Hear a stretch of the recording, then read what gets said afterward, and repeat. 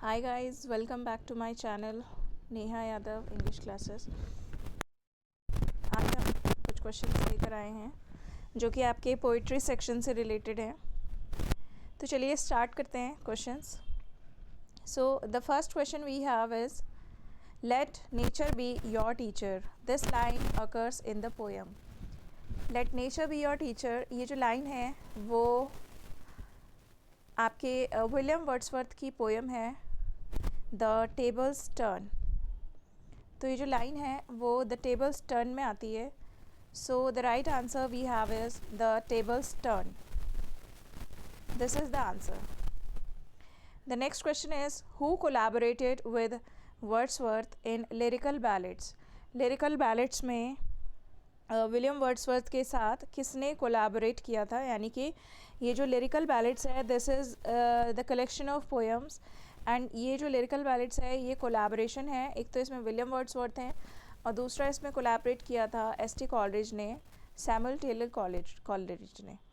इन्होंने जो है, इन दोनों ने, ST. Coleridge and William Wordsworth, ये दोनों ने ही कोलैबोरेट करके ये कलेक्शन निकाला था लिरिकल बैलेड्स के नाम से।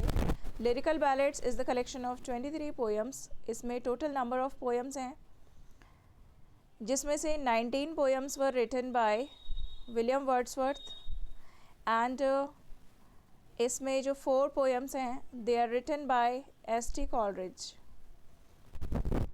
सो this is the collection of 23 poems. Next question we have is the term negative capability.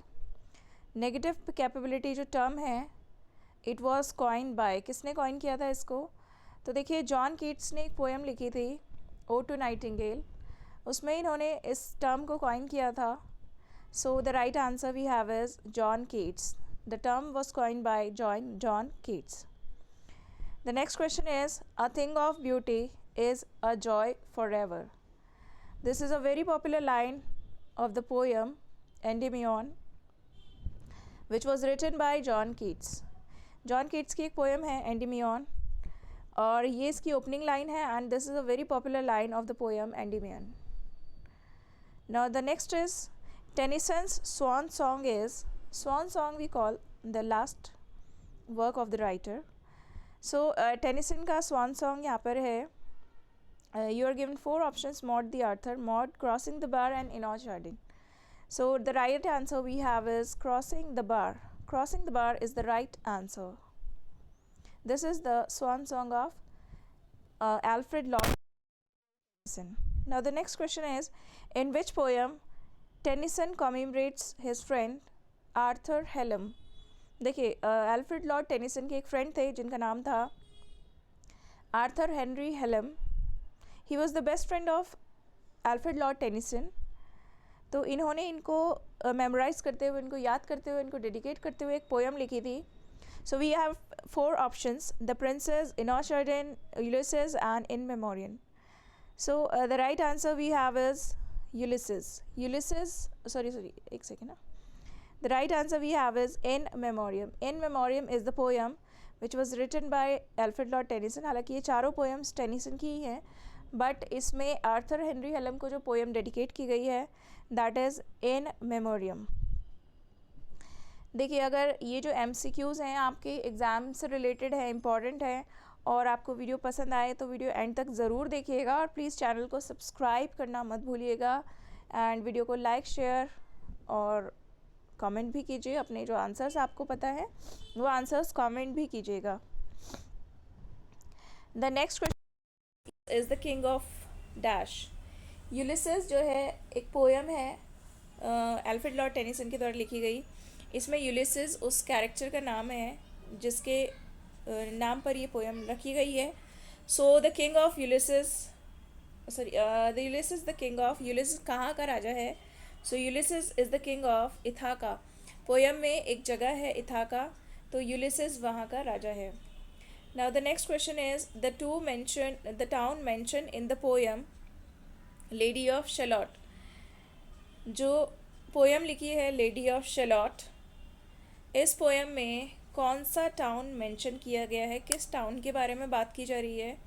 So the town or the city which has been mentioned in the poem The Lady of Shalott.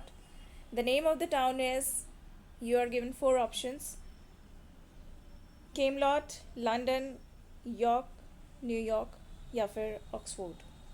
So the right answer is Camelot. Camelot is the name of the town which had been mentioned in the poem The Lady of Shalott, written by Alfred Lord Tennyson.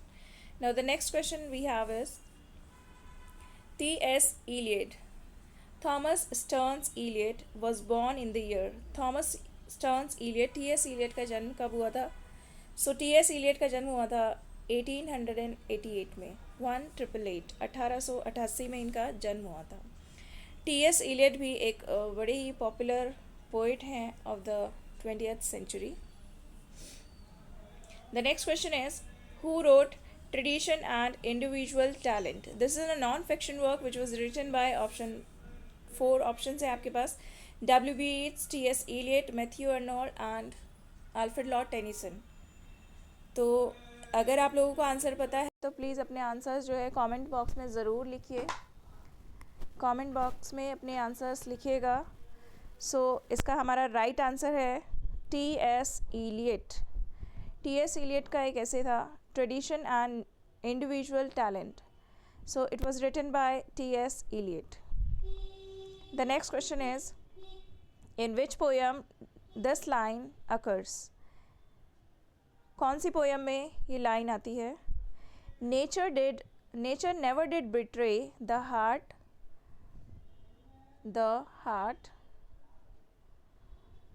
that loved her. Nature did never betray the heart that loved her. So we have four options: Tintern Abbey, Prelude, Daffodils, या फिर Ruth. All these poems are written by William Wordsworth. So one of the options is correct. Which is the answer? अपने answers comment box में लिखिएगा ज़रूर. तो देखिए इसका जो करेक्ट आंसर है that is Tintern Abbey. Tintern Abbey is the poem written by William Wordsworth. इसमें एक लाइन आती है, nature never did the betray the heart that loved her. जैसे कि आपको पता है कि जो विलियम वर्ड्सवर्थ है, he is a nature poet. तो इन्होंने ज़्यादातर पोएम्स जो है नेचर पर ही लिखी हैं. बट इनको जब पोइट लॉरिएट मिल गया था, ये जब पोइट लॉरिएट बन गए थे 1843 में, तब इनकी जो पोएम्स हैं वो थोड़ा फ्लक्चुएट हुई थी. Next question we have is, who wrote Lamia? देखिए पोएम है एक लामिया. इसके पोइट यानी कि इसके राइटर कौन है, किसने लिखी है लामिया? वर्ड्सवर्थ ने, कीट्स ने, टेनिसन ने या फिर W.B. यीट्स ने? सो प्लीज़ जल्दी जल्दी आंसर्स दीजिएगा कमेंट बॉक्स में, किसने लिखी है ये poem. Who wrote this poem? So the right answer we have is John Keats. John Keats ने ये poem लिखी है लामिया. The next question is, Preface to Lyrical Ballads was published in. Preface to Lyrical Ballads was published in. तो देखिए Preface to Lyrical Ballads एक poem है जो कि लिखी पोइट्री है जो कि लिखी है विलियम वर्ड्सवर्थ के द्वारा. तो आपके पास चार ऑप्शंस हैं: 1798, 1800, 1805 and 1850. These are the four options. तो इनमें से जो करेक्ट आंसर है आपका वो आप मेंशन कीजिएगा. अपने आंसर्स मेंशन कीजिए कमेंट बॉक्स में. So the right answer we have is 1800. Preface to Lyrical Ballads was published in 1800. Lyrical Ballads published हुआ था 1798 में, whereas Preface to Lyrical Ballads was published in the year 1800.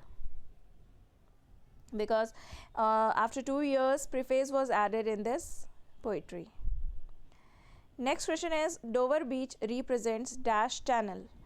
Dover Beach एक poem है Matthew Arnold के द्वारा लिखी गई. इसमें मैथ्यू अर्नोल्ड एक चैनल के बारे में डिस्क्राइब करते हैं, बताते हैं. तो वो कौन सा चैनल है? So the name of the channel is, चार ऑप्शंस आपके पास दिए गए हैं: English channel, French channel, Indian channel या फिर German channel. Which channel is there in the poem? तो अपने अपने आंसर्स प्लीज़ ज़रूर मेंशन करिए. So the right answer we have is English channel. ठीक है, यहाँ पर पोएम में इन्होंने इंग्लिश चैनल के बारे में डिस्कस किया है. The next question is how many odes have been written by John Keats. John Keats के द्वारा कितने ओड्स लिखे गए हैं. तो देखिए, John Keats is a very popular writer and poet who has written a series of odes. तो देखिए, इन्होंने जो सीरीज़ ऑफ ओड्स लिखी थी ना, वो लिखे थे. उसमें सीरीज़ ऑफ ओड्स में जो ओड आए थे that was number 6 series of odds इन्होंने लिखी थी. तो जॉन कीट्स का जो लिटरेरी करियर है दैट इज़ नॉट एक्सपैंडेड, मतलब बहुत ज़्यादा नहीं है इनका लिटरेरी करियर. अराउंड 6 ईयर्स का इनका लिटरेरी करियर है, 5 to 6 ईयर्स का. तो इसी में इन्होंने जो है काफ़ी पॉपुलर ओड्स दिए हैं. हालांकि ये अपने समय में काफ़ी पॉपुलर नहीं थे. He had become popular after his death, मतलब posthumously he became popular. And the last question of the series is which is the first novel written by Thomas Hardy. Which is the first novel written by Thomas Hardy. तो ये जो है question आपका novel से related है. तो अगर आप लोगों को आंसर मालूम है तो प्लीज़ आंसर दीजिए कमेंट बॉक्स में. अगर आप लोगों ने थॉमस हार्डी पढ़ा है तो इनकी फर्स्ट नॉवल का टाइटल क्या था वो आप लोग बताइए. आपके पास 4 ऑप्शंस हैं. You have 4 options: Desperate Remedies, A Pair of Blue Eyes, Jude the Obscure, The Poor Man and the Lady. Which is the right answer? अपने अपने आंसर्स बताइए कमेंट बॉक्स में.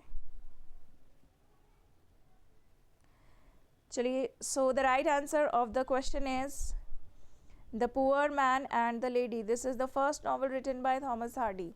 हालांकि ये जो नॉवल थी वो पब्लिश नहीं हुई थी, but this is the first novel written by Thomas Hardy. We are asking written by, not published. ठीक है, पब्लिश तो डेस्परेट थी, but he wrote his first novel under the title the poor man and the lady. It was never published.